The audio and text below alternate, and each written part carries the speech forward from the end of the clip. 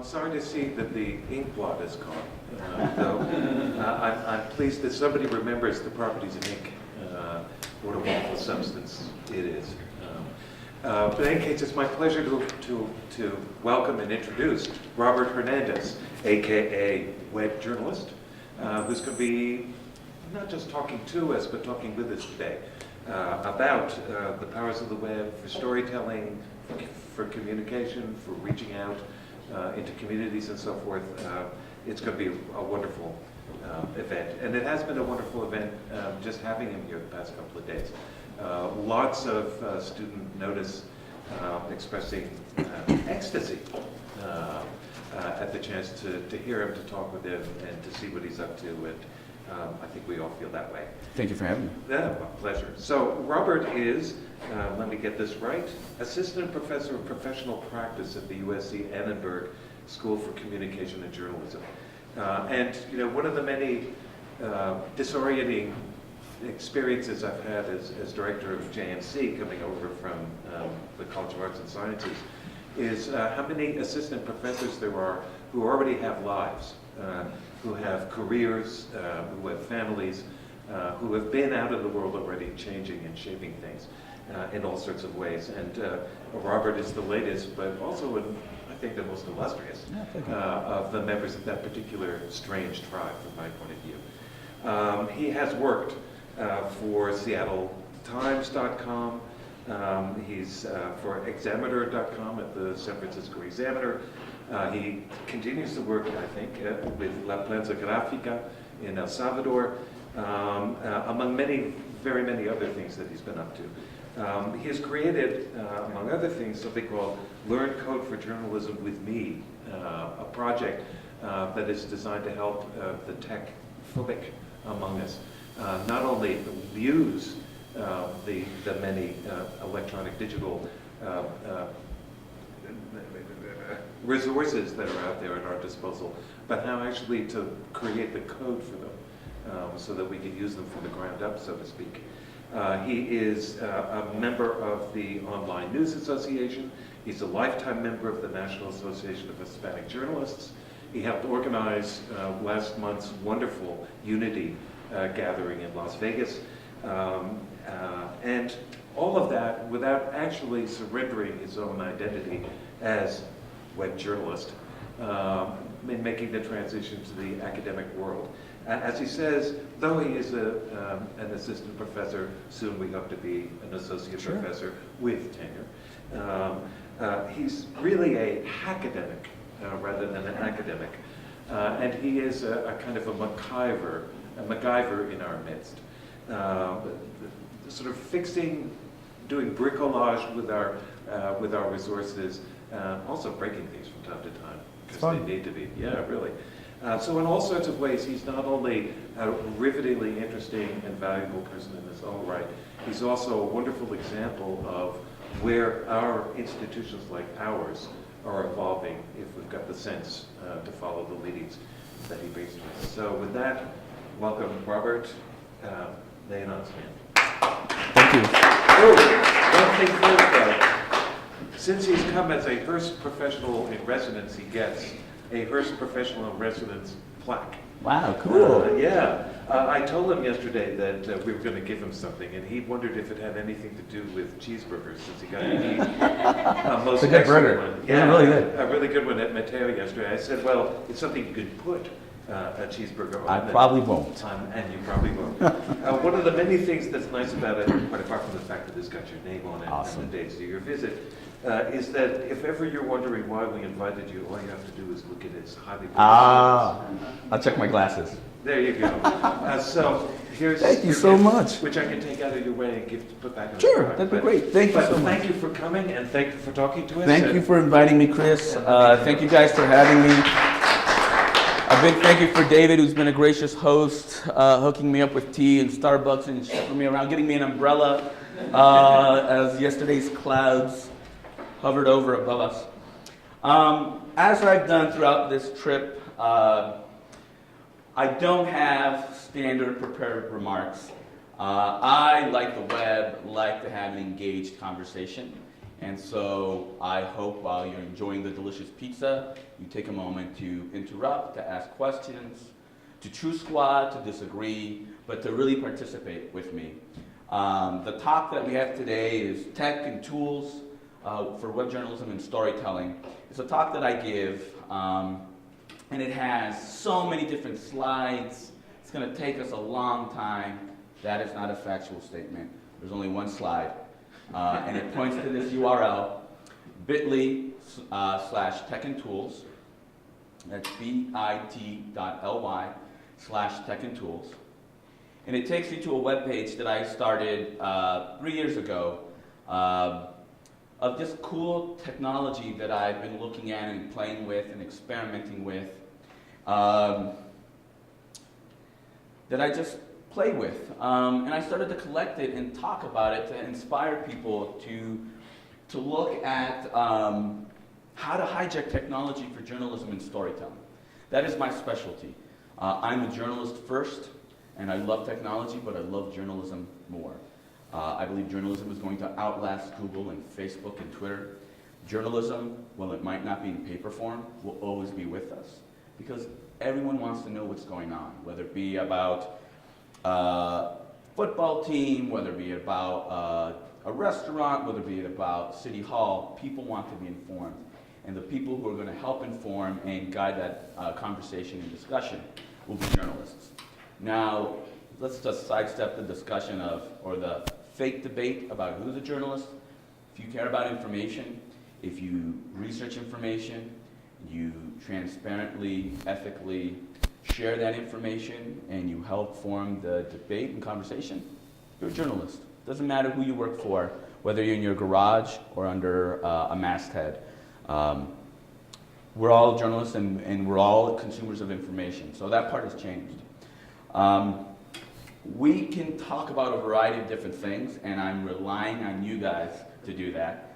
I don't have a structured talk. If you can tell, this is about 90 different types of tech and tools on a variety of different things to just spark a conversation, to nerd out a little bit about storytelling and technology.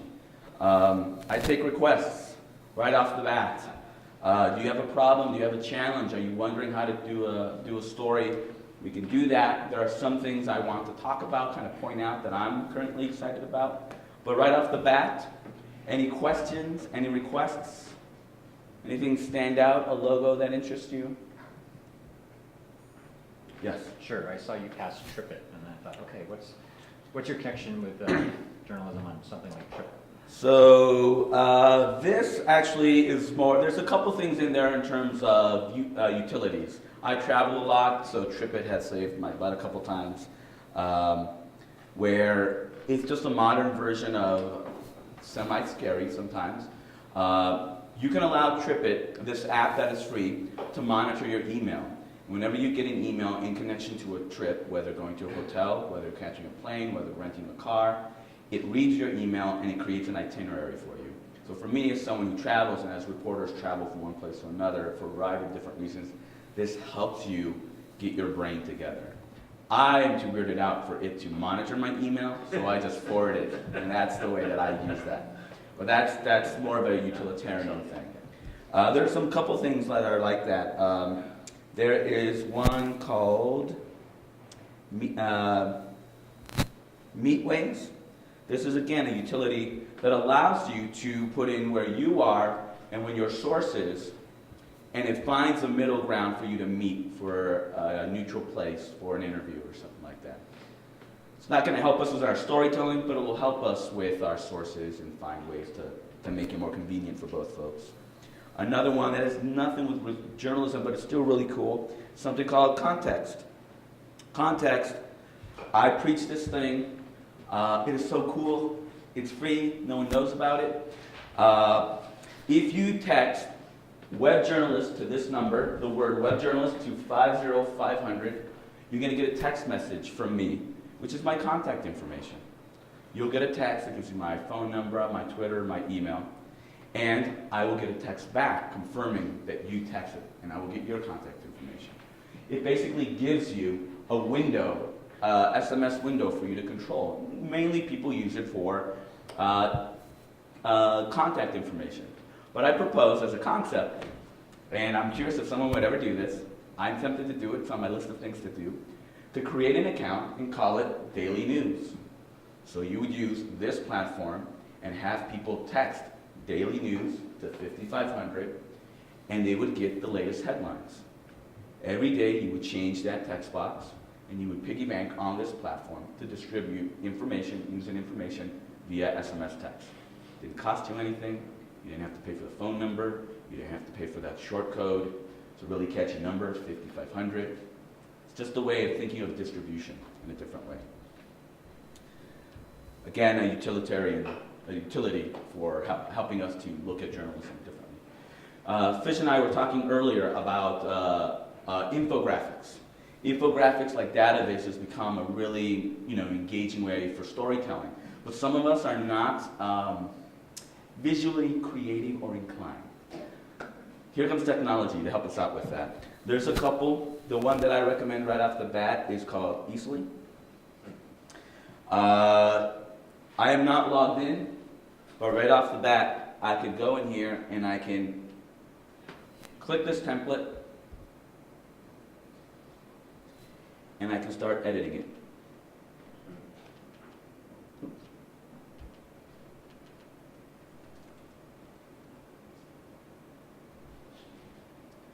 I can change the numbers, the percentages. I can call in objects and themes in here. I don't know why I would use this guy, but I'm going to pretend I'm using this person down in the corner. In doing so, I mean, they've got all these different categories from food to icons. I can select this, I can resize it. I can change the transparency. I can change the color. It allows me to use their layout and play with it. And this does amazing visual infographics. You can export it, you can save it, you can embed it onto your web page. Now you've done infographics. All three, all these different things that are out there. This doesn't crunch the numbers for you. This is you coming with your reporting completed, thinking about how can I tell this story about numbers differently, visually. This helps you do that. There's another one, and I'm mixed on, but I included it because other people do like it, called Visually. One of the things that you'll notice with these tools is that they usually have a funny name, cutesy name, maybe a vowel missing, .ly, or a cute animal as their logo. But one of them is Visually. And this one here claims that you can import data and it visualizes it for you. I've played with it. It hung up on me, full disclosure, but for other people it's worked. This is another one to play with. This one does a little bit more than just infographics. You can bring in data. You can import your tweets. You can import tweets from a hashtag and have it help you visualize that. And it's really easy, really simple. Again, free. If you're looking at crunching numbers, this is now data journalism, data visualization, which is different from infographics. There are things like, it's a classic, Many Eyes from IBM. They have all these different tools to help you visualize different things. From, a word cloud. This is Obama's speech. They took the transcript of the speech, put it in there, and ideally you see patterns emerge. What is standing out? America, jobs. Certain words fall back.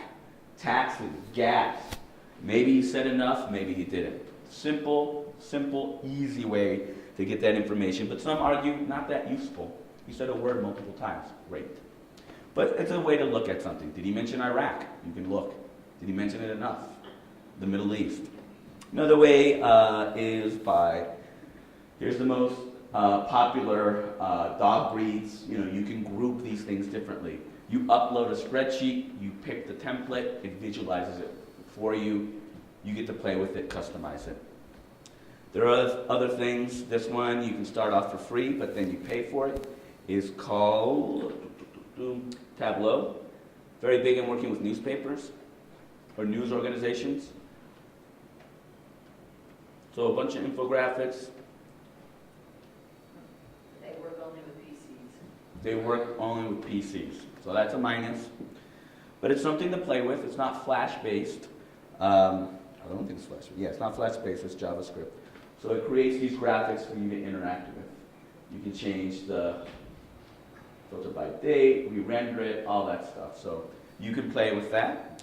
And another one would be, which requires more programming, is ProtoViz, using JavaScript to create these infographics, really beautiful infographics. All these different types of ways of visualizing and presenting information.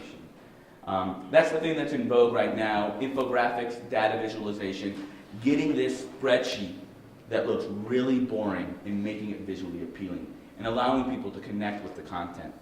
You can also put them on a map, and there's Google Fusion tables that help you out there, but there's something called GeoCommons that is out of the Bay Area for free, that allows you to upload some data by zip code, by location, by region, by precinct, and allows you to put information on top of that. Allows you can custom the colors, custom the map, really flexible, really cool. You embed it onto your page. So that's a category of stuff that I have there. All right, questions? Yes, storytelling. Storytelling. I mean, it's storytelling and how you found your powers as a storyteller enriched by your experience with web, but also how far the kinds of stories you find yourself able to tell have changed. Sure. So when I started off, I was aimed to be a print reporter. I wanted to meet folks. It matched my attention span of every day something new. No one believes me, but I'm inherently shy. I had to take speech class 3 times before I felt comfortable enough to pass it. But when you're under deadline, you got to get over yourself and go meet folks. So that's what was one attraction to journalism. The other attraction was when I walked into a newsroom, I felt at home. I found my people, really smart, really witty, really socially awkward individuals. So snarky, my people. So I was on track to be a storyteller, a print reporter. And I got into the web as an undergrad. I found that the web allowed me to mix my storytelling with visuals, with a little bit of computers, with a little bit of typography. I found out that I was a typography nerd. Has anyone seen the documentary Helvetica? If you enjoyed it, you're a typography nerd. It's a great documentary. I think it's still streaming on Netflix. I highly recommend it. A whole font was so fascinating. And I found that the web allowed me to dabble in so many different ways. Early on in my career, I started to pitch the idea to be a multimedia storyteller. And that did not exist. That is the reason why I left the SFK and the Chronicle. A photographer, the photo team and I were pitching our bosses, what if we put pictures and audio together? They said, no, that's never going to happen. Not on deadline, and we don't have the budget for that. I bought a Sony mini disc recorder. My wife was a photographer at the time, and I went down to El Salvador, and I tested out my premise. And lo and behold, audio and photos, they worked. I wanted to be a multimedia storyteller, but there wasn't that concept there, or a budget, or a justification. So my career led me to be an editor, where I then empowered people to tell stories. I look at all these things, quite diverse, all over the place, and I look at them through the prism of journalism, but through the prism of storytelling. This is a cool technology, but it's not about the technology. It's about telling a good story. How can I connect with you? What can I do to inform you? What has changed, and for me it was just obvious, I don't know why, but it's obvious for other people once they think about it, is you don't have to come to me to find this story, to engage. I have to go to you. We see that with social media. If Facebook were a country, it would be the 3rd or 2nd largest country in the world. Let me say that again. If Facebook were a country, it'd be the 2nd or 3rd largest country in the world. So for me as a journalist, I need to go where my community is. Now, let me say this again. Just because there are 1 billion people on Facebook, it does not mean everybody's on Facebook. I give a talk about using social media for real-time reporting. And I start off with rules. 5 rules. The first is one I said earlier. Journalism first, technology second. Another rule, the 3rd rule, is social media does not replace in-person interviews, clearly, or over-the-phone interviews. I had to put in that rule there because someone came up to me after my talk and said, oh, with Facebook and Twitter, I don't have to talk to people. Oh my God. I almost punched the person in the neck. And I had to come up with these rules because you're a lazy journalist if all you do is use Facebook, social media, and Google to do your reporting. You're a lazy journalist if you don't use Facebook, Twitter, social media, search engines to help you do your journalism. This is our reality. Not everyone's on there. A lot of people are. We respond and are responsible for all our community, our diverse community. And diversity means so many things, and platform and digital engagement is one part of it. So I look at the technology and I think about how can I tell a story better. One thing I'm currently nerding out over is augmented reality. Who's ever heard of augmented reality? So augmented reality is a concept that's been around for a while. And I gave a talk finally in Perugia, Italy. And if you guys don't mind, I can talk a little bit about AR journalism. I tweeted out a link to this. If you follow me on Twitter, @webjournalist, you'll see that. I have a hashtag that just created a hashtag called CU-Visit. Take a look at that stuff, all my links and things that I've been talking about while I've been here. Really great conversations done with the students and the faculty. Stuff is there for you to take a look at. But this was a talk I gave in Perugia. I've been nerding out about augmented reality since the late 90s, and augmented reality really is digital life and real life coming together. It's a fancy pants term, but it's basically digital life and real life coming together to help you enhance or augment your reality. This is what it used to be. People would think about head-mounted gear. I don't think that's a factual image, but I could not put it in there. It hurt my neck. You look awkward and clunky walking with this backpack. Like Bill Gates, you look a bit of a nerd. But what it was mainly virtual reality. That's where it was dominant, recreating spaces. Augmented reality has been around since it was invoked in a sci-fi book. I think Rainbow's End is one of the first books that talked about that. That's what it was. And augmented reality now means different things to different people. I'm going to show you 3 different examples, and I'll point out the one that I'm interested in. The first one is virtually trying on clothes. People have hijacked Microsoft's Connect, and they can go in front of it and try on clothes. You can try on pants. I don't know why you would do this. I do not believe you do it. How do you know how it hangs on you? Like you putting on clip art. That's what you're doing. I don't know how that clip art will hang on you. Paper dolls have been around.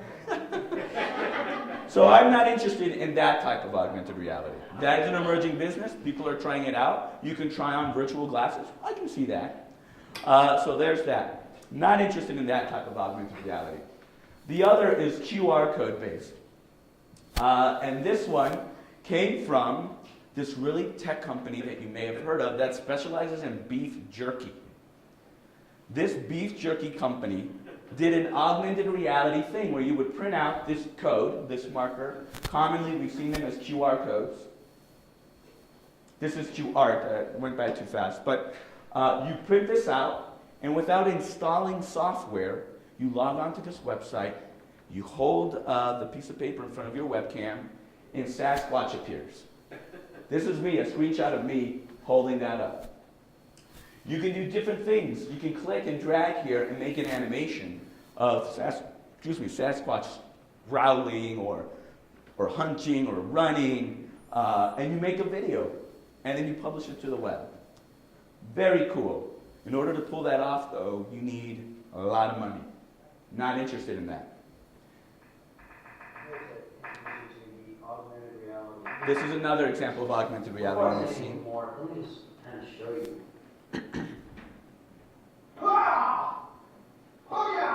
In your face!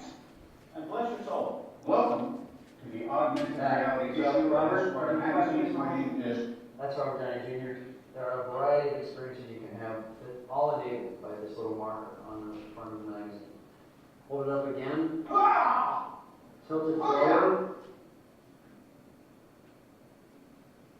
will hitherto be only known as the home invasion portion. In fact, there are a number of experiences that you control. This is really cool. This is in our fashion store. This is really cool, but in order to pull this off, you need to have an army of developers to create a custom piece of software. I'm not interested in that. I can't afford it. It doesn't work with my workflow. I know the resources of my newsroom. I can't do this. This is what I'm interested in. Anyone know what scene this is from? Terminator. The Terminator. This is what, now I'm not hurting anybody, but I'm interested in what I call Terminator vision. And that's made possible right now through your smartphone. No Terminator required, but basically it taps into your camera, the GPS of your phone, and the power of the internet. Who has Yelp on their smartphone? Have you ever used Monocle? Let me showcase that. It's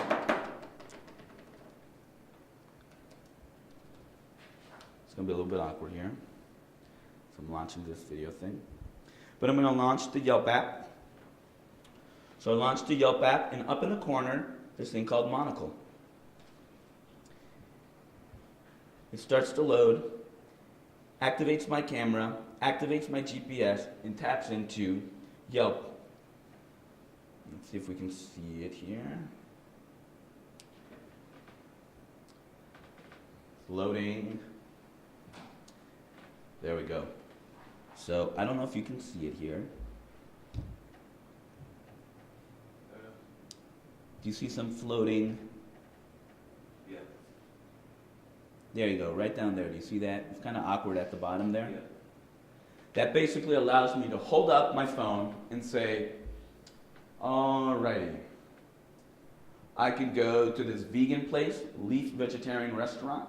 It tells me how close I am to it, what the ratings are they open right now? I'm in the mood for sushi. Where can I go get that stuff? That's what the power of AR is. And there are different platforms that are out there that do that. This one here is one that when I saw this video, I thought it was a hoax. I met the creators of this app. Two guys, and they only speak English. Yet they created a powerful, better than Google Translate, translator. Check this out.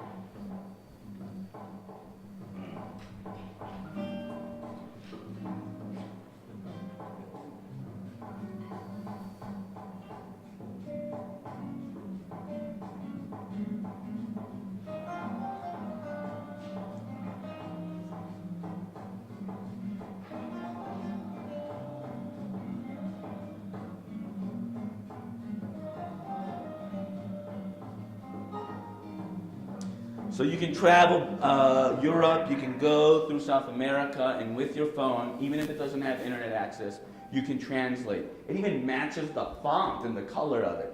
It's pretty powerful. This is pretty cool. There's this other thing. I'm a Star Wars nerd. I saw this. This is pretty cool as well. Augmented reality video game. He's standing on top of a building in New York, and he's being attacked by TIE fighters. Really cool. Super cool. It's not what I'm looking for. These things are awesome, but not what I'm looking for. The augmented reality that I'm looking for, this is a sample of that.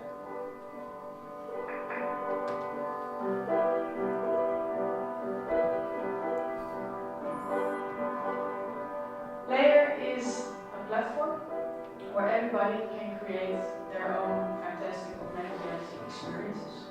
Augmented reality is a new mass media. It's where the real world is combined with digital information. You're going to bring these digital experiences into reality. You're going to engage into reality with this new media.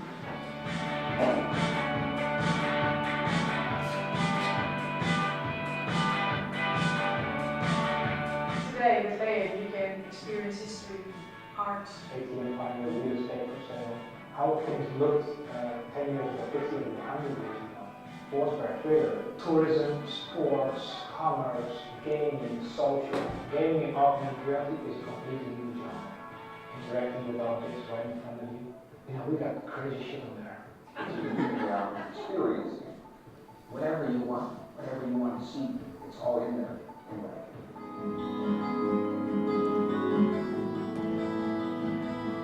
So Layer came out a couple years ago as this platform that allows you to, they wanted to be the Google of augmented reality. They created a platform for you to create your content. You had to be a bit of a developer, so the bar was still kind of high. But they do some amazing things. They've actually pivoted and shifted a little bit to augment print items. So that has kind of left people a little bit perturbed about it. But they have a platform called Layar, layar.com/creator. And through their browser, you can create augmented reality experiences for your print products for free. So that's something to check out. That's what I'm interested in. I'm interested in creating augmented reality, and I've been waiting for the moment for the creation of augmented reality to become so easy that storytellers like us can use it. So it's been getting easier and easier. There are all these different platforms out there. Orasma is a fantastic one. Hopala is one that is still kind of buggy, but if you can make a Google map, you can make an augmented reality layer. My colleague, Adriano Farano, was a Stanford Knight Fellow, and he created an augmented reality layer at Stanford, bringing the history of the university to life. I will tell you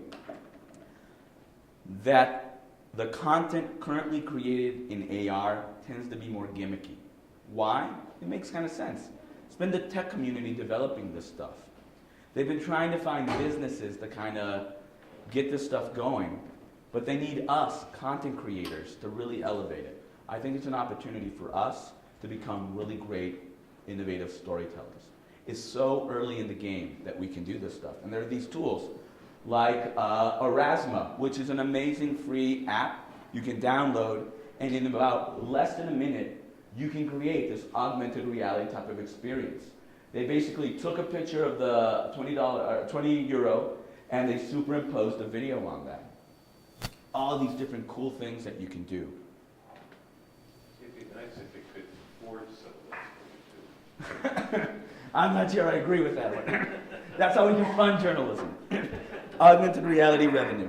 So Robert, crack my brain a little bit. Sure. So Katie, you and I were talking about your students reporting in South Central.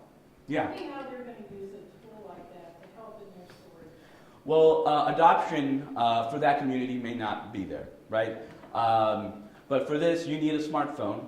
And one project that I've been looking at, and it's on my list of things to do, is LA, looking at my particular market, my particular community, just destroys its history. It just tears things down, builds something on top of it. It just does that. And so a great example of that would be to bring history to life. At USC, we have this incredible digital archive of photos. South Central was the hub of jazz. The homes there are beautiful. A student of mine, this is one of the projects that a student did. My first semester that I taught, a student did a piece about the history of the neighborhood. And we used the Vuvox, which is an interactive collage, which became unreliable. And I still talk about it and promote it, but it became unreliable when it came with audio and video. But we created kind of a hack version of this Vuvox. Let's see now, come on.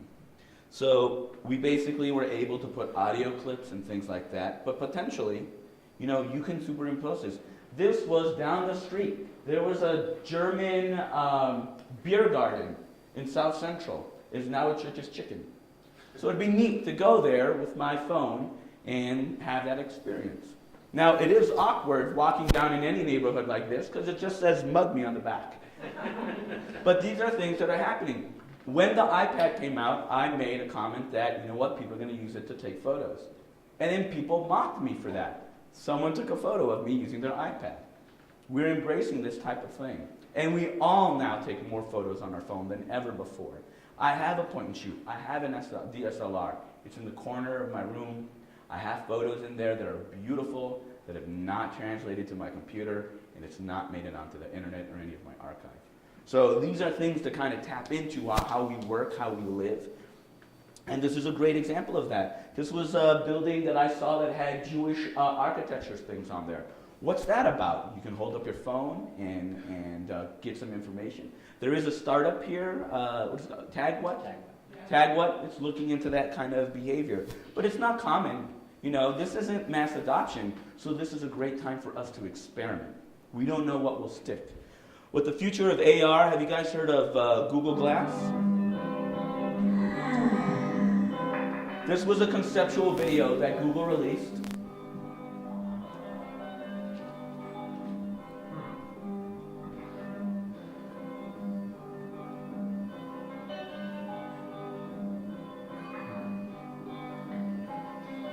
Yeah. Maybe in front of stream books at 2.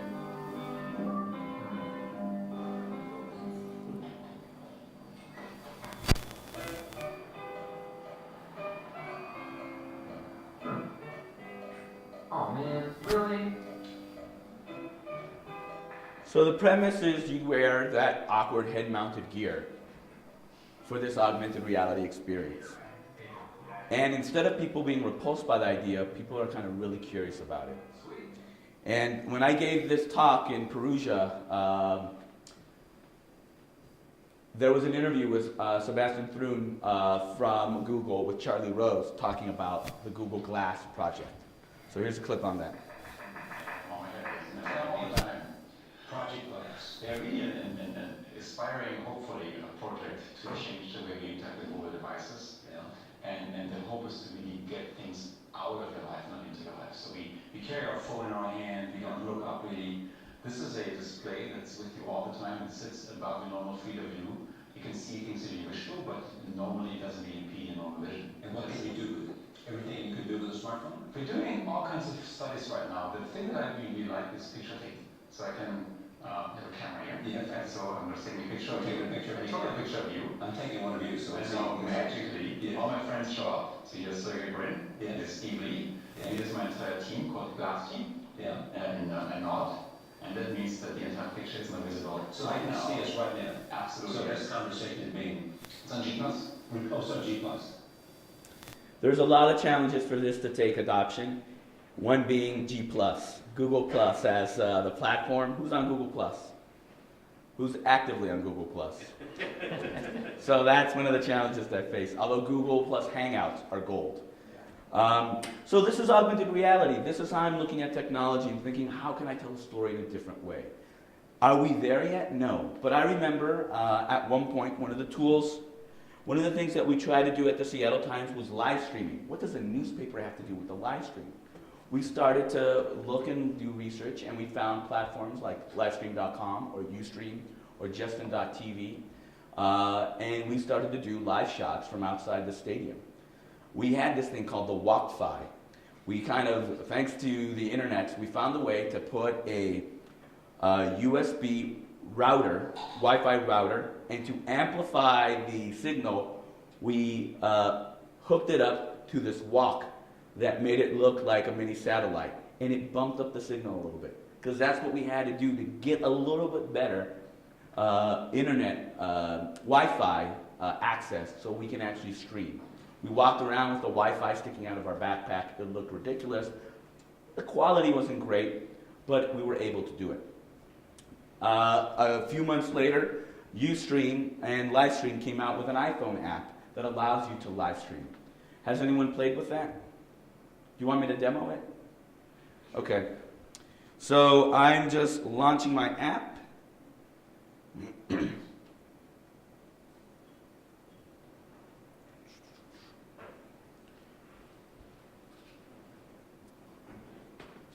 There are different ones that are out there.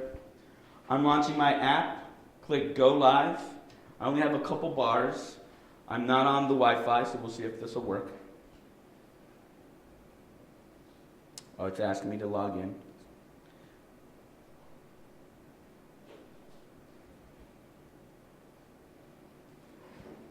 Give me a moment. Got to remember my password.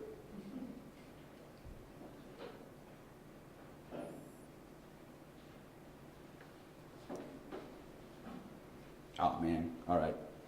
Might have to bypass it because I don't remember my password. Let me try one other thing.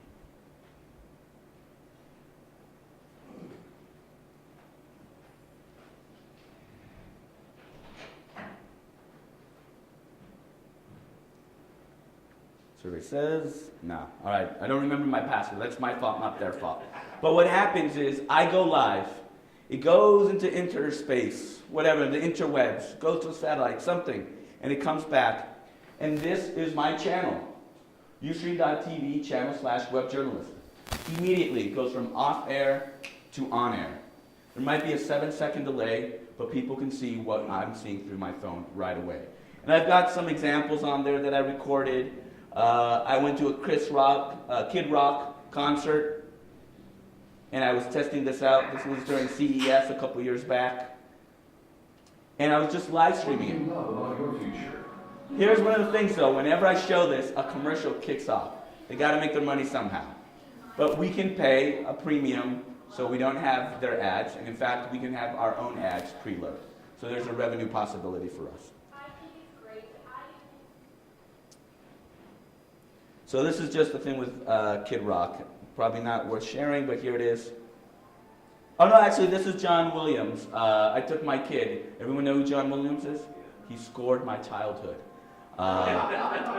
Star Wars, Harry Potter, Indiana Jones, and I brought my kid. He had his Yoda ears on and his lightsaber, and we went to go see John Williams, and I was just streaming it. I don't know if I show my kid there, but it was so awesome. And people, I can tweet out that I'm live streaming, and people can jump in and see my stream. I can tweet with them, although it's going to be awkward as I text, but I can interact with people. I can pose a poll. I can take this video in bed and put it onto my homepage. I can put it in bed to do a chat and put it on my homepage. What's the name of that app? Ustream. Ustream, yeah. So there's a lot of different platforms that are out there. There's Livestream, Justin TV is doing it. Quick was one of the first ones, but they were very Nokia phone specific, but they've expanded since then. But this is technology now that we could not have done without a SAT truck or something like that to do a live shot. Now we can do that. The next level of that is something I'm really excited about. I heard about it. It's really cool. Instead of trying to explain it, I'll just play you their video. It's called Viclone. Cyclone with a V.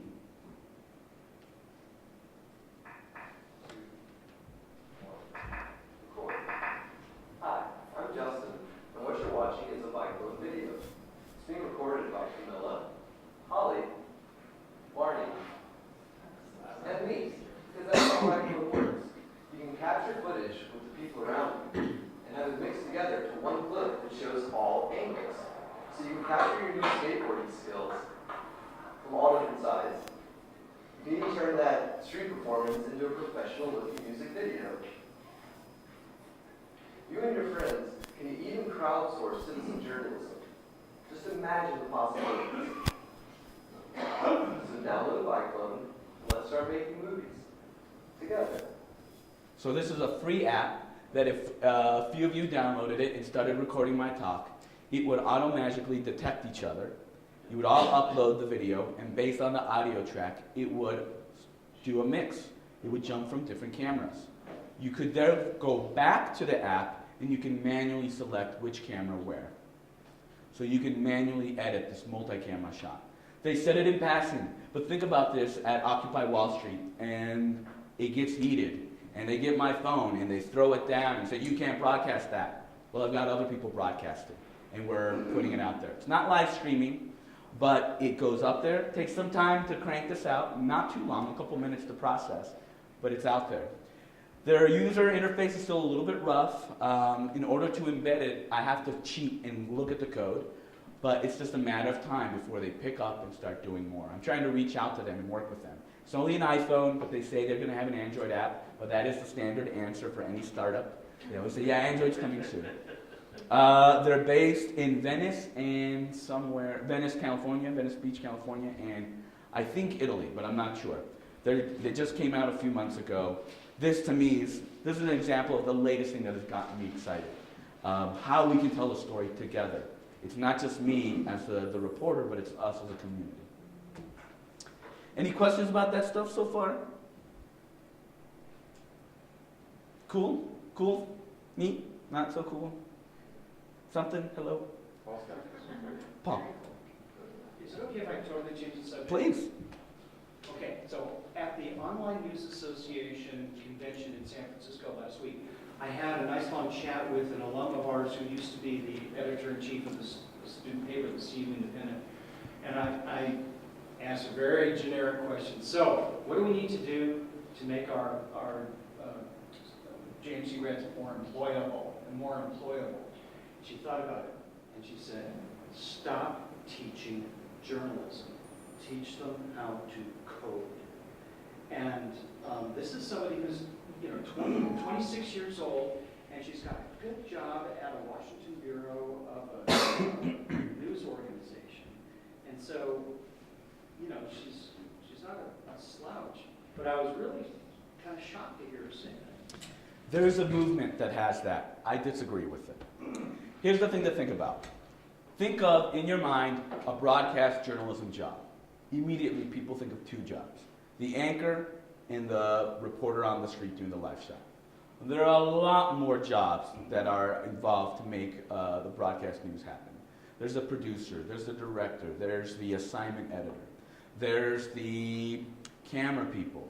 Depending on if it's a union shop, it might be folks that just edit video on their own. There's a web staff. There's the folks doing the graphics in the lower thirds. There is a lot of jobs, and one of the emerging powerful, I can get hired right away job is a coder job, is a developer job. But not all jobs will be developer jobs. And in God's name, why the hell would we not teach journalism? That makes no sense whatsoever. What I would say is you teach the core values of journalism because those translate to everything, including data journalism. There's a discussion about dirty data. Has anyone ever heard that term? Dirty data. It's this little secret that if you do not clean and accurately represent your data and you start making queries to it, you're going to spread misinformation. You're going to accuse someone incorrectly. And so you can't take data lightly. Coding.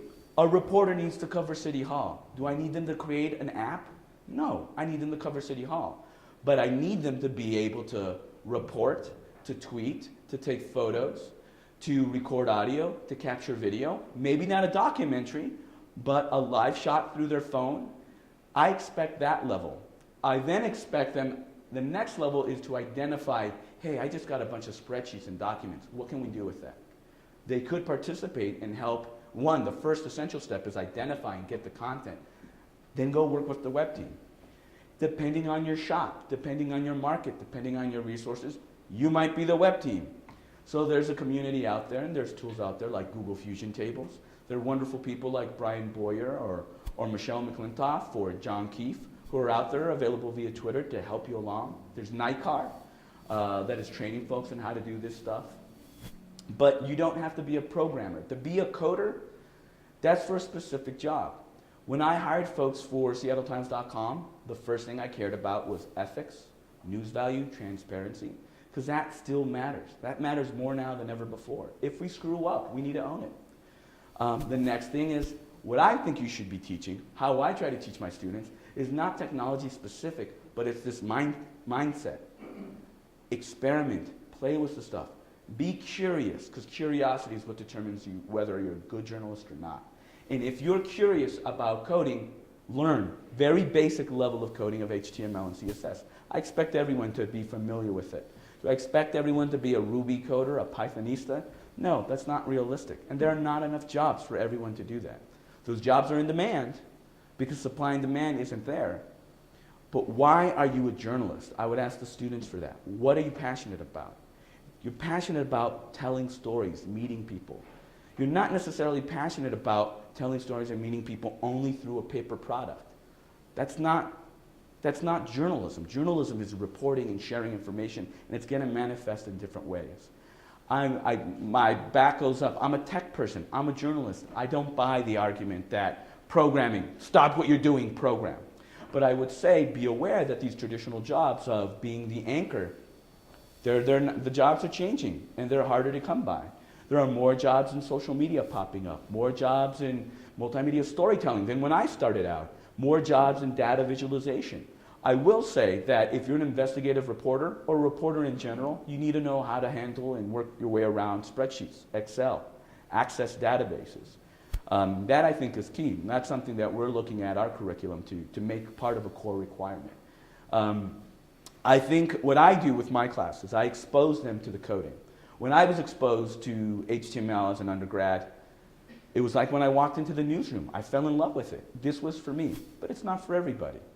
I know that I'm a good reporter and I can tell stories really well, but there are better storytellers than I. I know I'm a good designer, but there are probably better designers than I. There are folks that will have specialties, and they'll work in these news organizations that can afford those specialties. But that number of those specialties is getting, those number of organizations are getting smaller, resources tighter, at least at this phase. That I need to be aware of different specialties. So I need to know how to take photos and how to make an audio slideshow, as well as to tweet a lead and do breaking news and work with my team. I also need to be able to have a comfortable conversation, if I were a leader or a manager in the newsroom, with the advertising staff and figure out how can we work together without compromising either's values and goals to help us become sustainable. I don't buy that argument. It's just so reactionary, and it's usually misinformed. That's my take. Gil, you had your hand up. Yeah,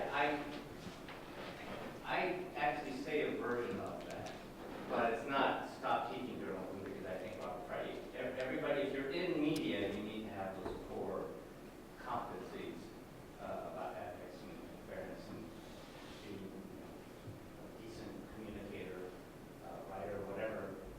But I do know that newspapers, and when I was at the Denver Post, we tried to get approval to hire a programmer, a developer, and a database admin.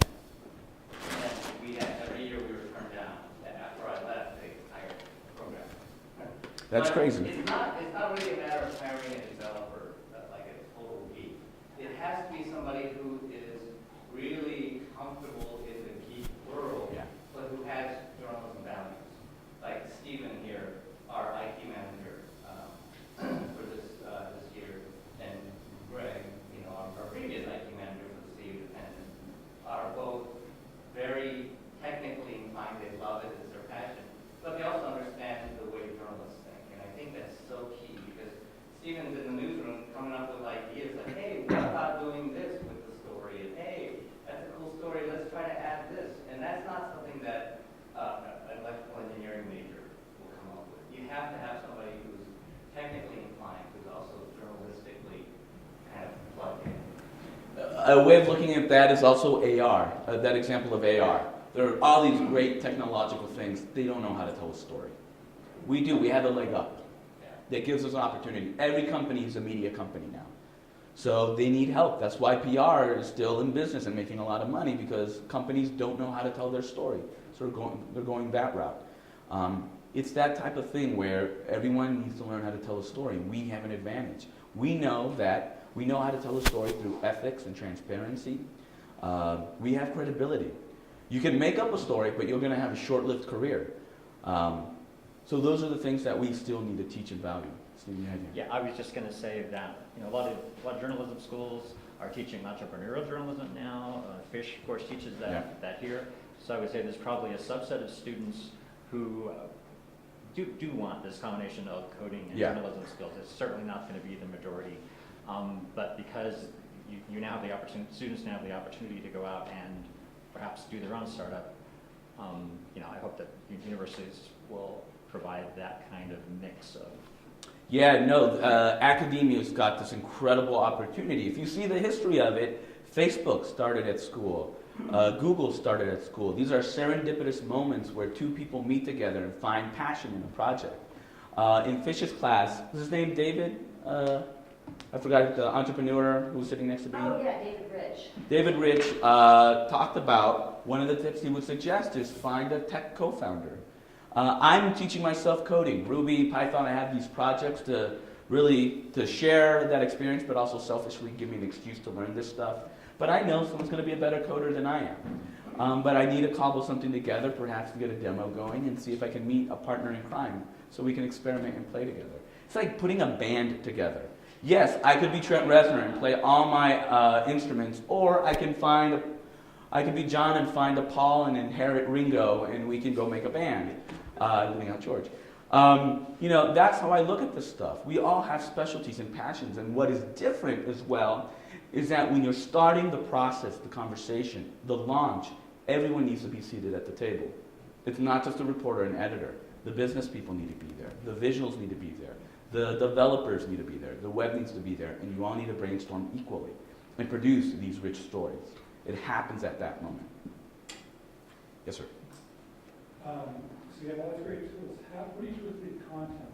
You have the infographics, you have the video streaming and so on. Where does that end up in terms of media platforms?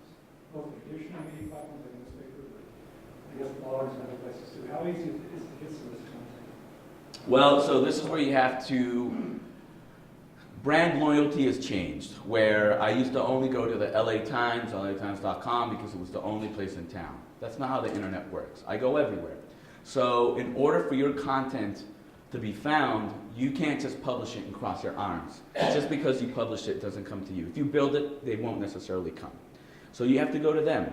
So how do you do that? One, you do need a home base. So you need a website, a blog, a hub where all your content is.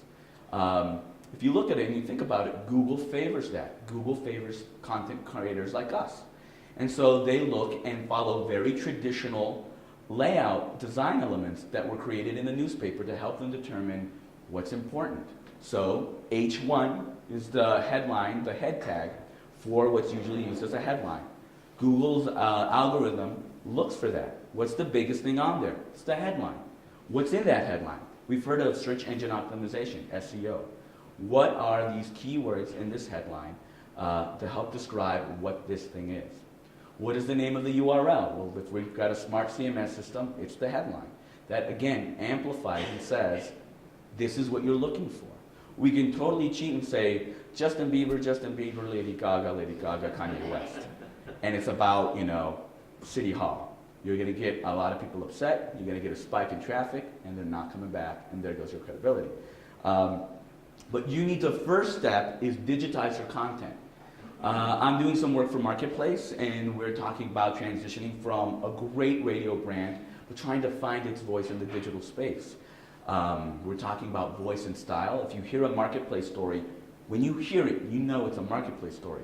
The music, the tone, the perspective of the story itself, that's Marketplace. I love that brand. I'm honored to be working with them. We're trying to bring that over in the digital space. But that first step is not to just upload a transcript and say it's done. It's taking that transcript and making some effort, which could be 5 minutes, could be 2 hours, but making an effort to convert the script into something that makes it useful for the person who found that page for one reason or another. They may have found it because they love Marketplace and they clicked on the link. They may have found it because they asked Google a question and the Marketplace article was the answer. They may have found it because someone tweeted it out. It was on Facebook. It was in their custom e-reader like Zeit, things like that. These are all these different platforms. For public media, they're using things like Stitcher, and there's something called Slacker. There's RSS distribution. There are all these different platforms. The thing that we're using now that's in vogue is responsive design. Has anyone ever heard of responsive design? So when I was starting out in '99 with Hearthstone Examiner, Examiner.com, we called it fluid design. 1999 we did this stuff. But now this is what responsive design is. One web page is viewed by all these different platforms. I'm going to show KPCC's website. This is how it looks like on a laptop. This is how it looks like on a tablet. This is how it looks like on your phone. So this is smart enough to know the width of your window, and it reorganizes the content to fit. You design it once, you code it using technology to do the work for you, and now you can just distribute your content in all these different ways. So what matters is content. I wrote this piece a long time ago, January for Neiman Lab. They asked me to make predictions, and if content is king, which it is, I looked at distribution as queen, because what's the point of writing something if no one can find it? And then my prediction was credibility is the jack of spades. I don't know, the duke of something. But credibility, if I trust you, I'll come back. If you got quality content and I found it, and your credibility is there time and time again, I'll come back. We found through Twitter, you find this through Twitter, you're not only following news organizations, but you're following the journalist, the byline. They've become their own independent. We've become our own independent brands, and people are connecting with us directly. Some people hate it. I don't know why. I think they're in the wrong business. I've met some folks at a major publication, this was a couple years ago, that they told me 50% of the staff did not want their emails printed in their newspaper. You're in the wrong business. You're here for them. They're not here for us. You're a public servant. Shame on you for even thinking about that. And look, we're snarky people. I've cussed out some callers who we battled with. I've done that. I've helped cancel people's subscriptions if need be. But I'm proud to be held accountable, hold ourselves accountable. I've been on the other side, calling people out on things. It's an awesome time to be able to talk to a major publication and help them improve. And I respect the journalists when they engage in that. It's a different platform. The story, the conversation doesn't end when the conversation doesn't start when it gets published. It actually, a piece gets published. It should start before, when you're crowdsourcing and asking people to help you along in this journey to produce this piece of content. It doesn't end when it gets published. You as a content creator need to be engaged. Your piece of content, your story, will connect with the community and it sparked a conversation. It's irresponsible of you to turn your back on that, to let comics get out of hand, let trolls take over. You created this. People are talking about it. You did this so people can talk about it. Engage. And that's a different platform. And that's what helps build this credibility and this trust in people to come back and feel satisfied.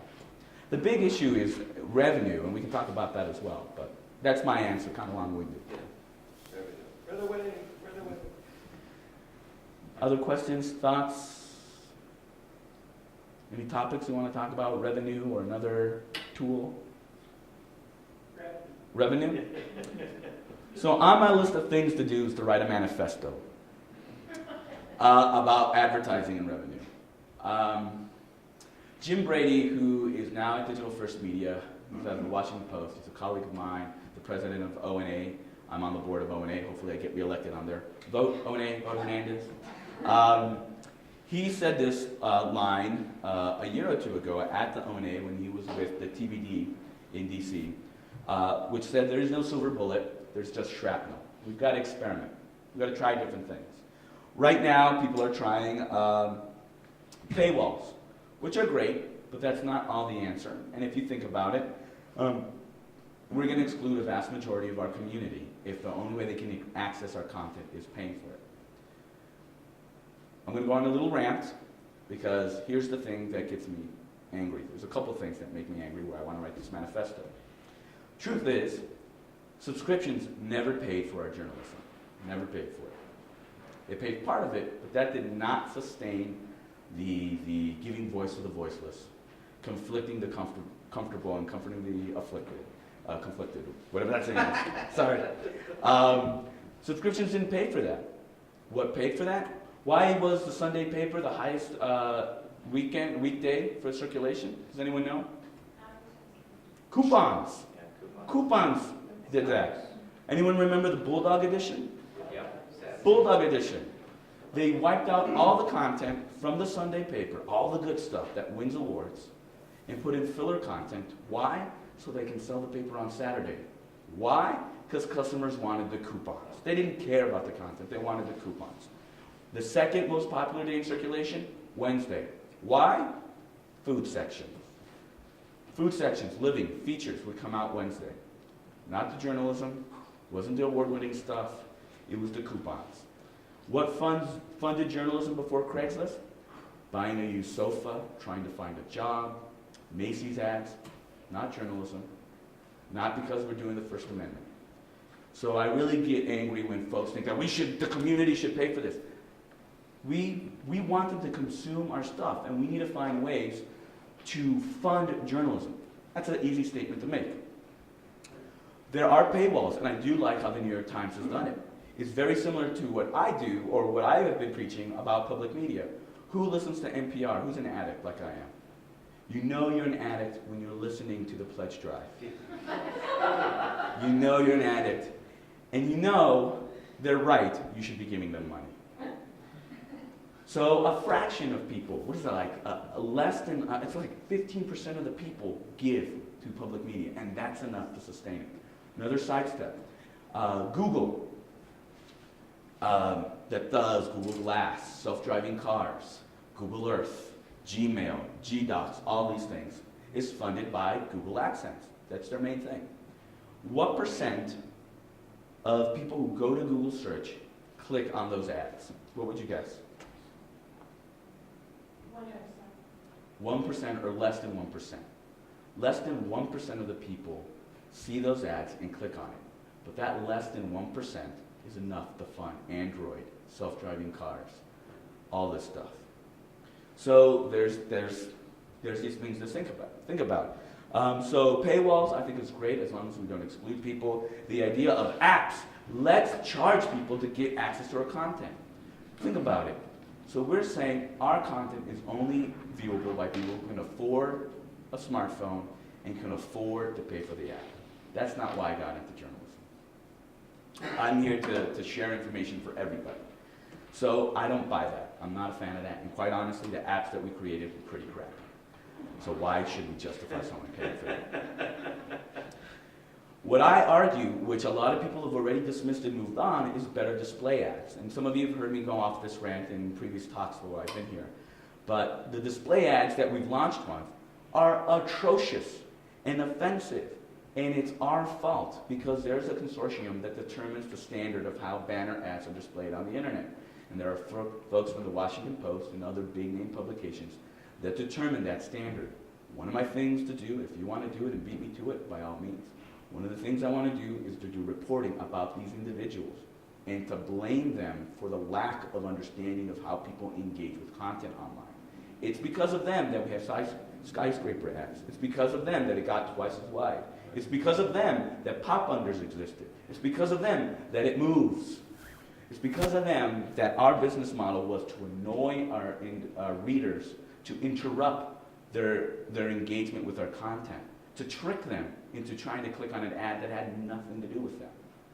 Yeah. So how can that be formally better regulated? So I will give you an example. Before I got to the Seattle Times, a friend of mine, Matt Martin, who was an IT guy for the Daily, I think it's called the Daily at the University of Washington, computer guy, journalism. He chose to follow his passion. To make a living, he knew he could make a living in digital stuff, but he wanted to work with the newspaper. And one of the early projects he did was really simple. This is the example that I give. Every news organization, every website has a weather widget somewhere on that website. Early on, the salesperson made a partnership with REI. And what they did was, if the weather said rain, there would be an REI product to say, buy an umbrella. Click here to buy an umbrella. Click here to get a poncho. 20% off. If it was sunny, here's some sunblock. If it's the weekend, go for a hike. Really logical, simple things. They treated advertising as an opportunity for content. Go back in time and I give the example of the Yellow Pages, pre-internet. If I wanted pizza at 2 in the morning, I would go to the Yellow Pages. Or if I were lazy, I'd dial 411. But let's go with the Yellow Pages. If my pipe broke, the Yellow Pages, a book, a big book that I ignored most of the time, I would open and find a plumber there who would come and save my life. It would not be an annoyance, it would be a lifesaver. And that functioned because that plumber paid a lot of money to be in this book of ads. This book of ads was delivered to my house for free, and it saved my life when I needed things. To find a doctor, to find a dentist, to find a lawyer. Everything was helping that. That was treated as content, not some sort of shady exchange. Whack this monkey, get a free iPod. Who are we kidding? No one's going to do that. A silhouette dancing about refining your home loan. I'm a renter. What does that have to do with me? These are things that we need to do better. And it's a challenge because here's where my manifesto comes in.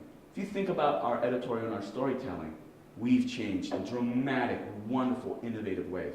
Augmented reality, crowdsourcing, data viz, infographics, audio slideshows, multimedia storytelling. Then look at the advertising side. How has it changed? Bigger, more obnoxious. We need to treat advertising. We need to find partners there and work together. If we have a beat reporter covering a beat, maybe we need a beat ad salesperson to work with local. And we got to change the culture there because there are folks there that sit back and say, you know what?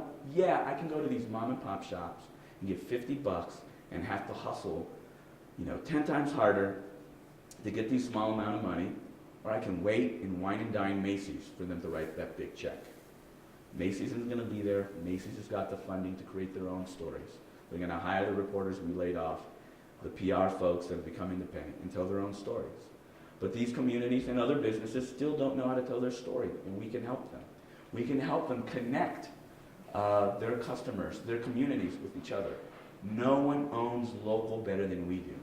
No one owns local better than we do. We connect with our community. We represent the community. We should be as diverse as our community. We should know what our community wants, what they're talking about, and we should have and be aware of the conversations. What's the content that they need? What's the business that they need to help them? We should approach advertising as we approach journalism and storytelling and treat it like content, not this dirty thing.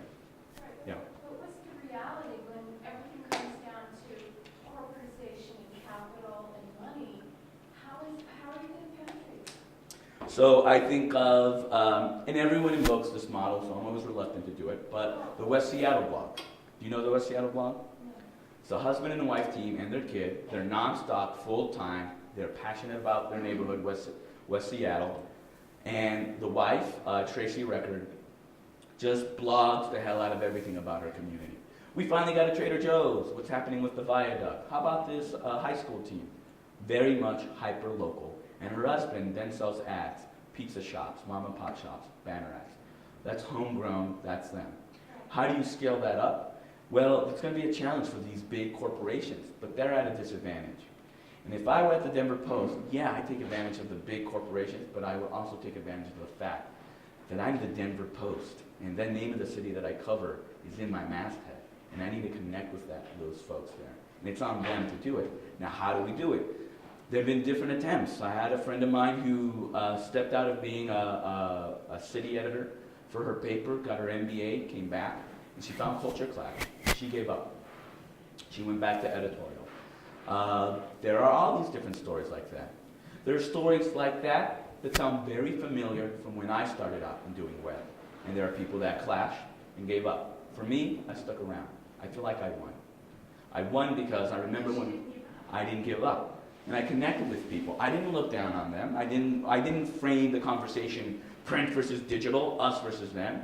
I went in there and I said, I represent the Seattle Times. I critiqued them in the paper product as I critiqued my pixels, and I worked together. And I remember when I started at the Seattle Times, they didn't have a job description for me because my background was so different. They said, do something. So I did. The city editor, Nick Provenza, Cops Court editor, Nick Provenza, would get a story in. I'd wander over and say, you've got a story about that fire. I have a website. How about we post it so we can inform our community now? And that's how it started, with one story after another. Fast forward to 3 months after I left the Seattle Times, a gunman walks into a diner and guns down 5 deputy sheriffs. It's a shooting. The Seattle Times newsroom comes together, starts feeding the web, hashtag WA shooting, WA shooting, Washington State shooting.